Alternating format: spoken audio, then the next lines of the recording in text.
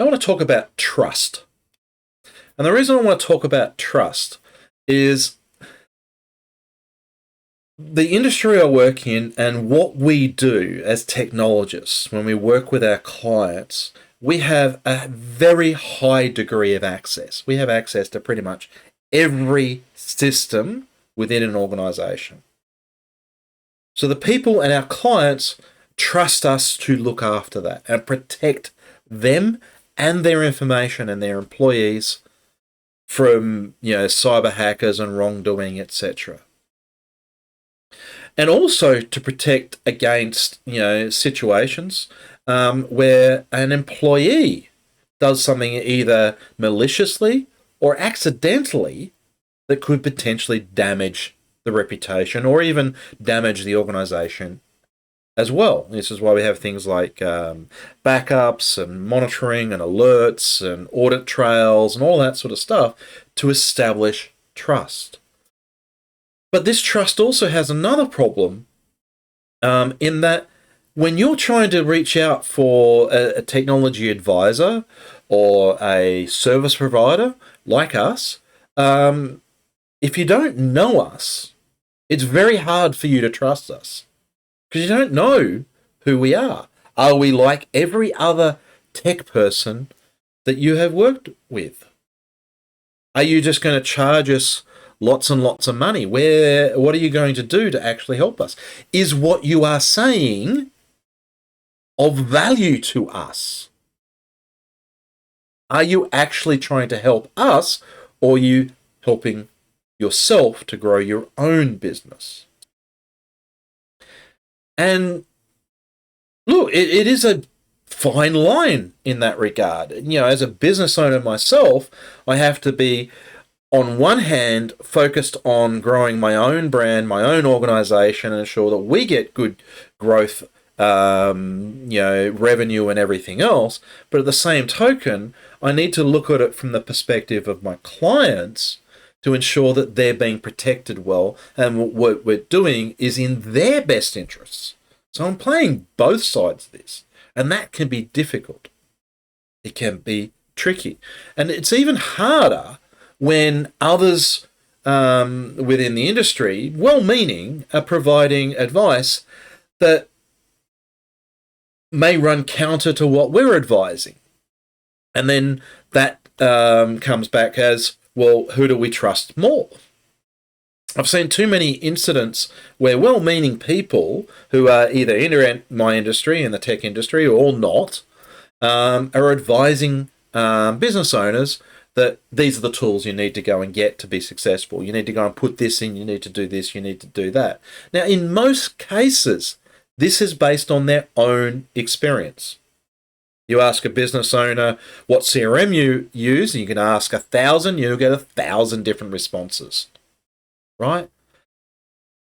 The key to this is finding what works for you and your business. And getting a straight answer for that is unfortunately very hard. So how do we go about trying to solve that problem? An approach I use is I put myself in the shoes of the business owner. The first thing I want to know is, what's your revenue like? What are your costs like? And what's the thing that's hurting you in those things? Are you paying too much money, or is your revenue too low? Now, I'm a technologist. Why am I asking that? I'm asking that because that will give me an idea of where to focus and how to phrase my response. Is it something where revenue is not a problem and we've got our costs and everything under control and we've got a really strong growth strategy that's working? That's a different response to, I've got a little bit busy, I'm thinking of bringing on someone part-time and I need an extra mailbox and a little bit of oversight to and tools to help manage that resource and the activities that person is doing.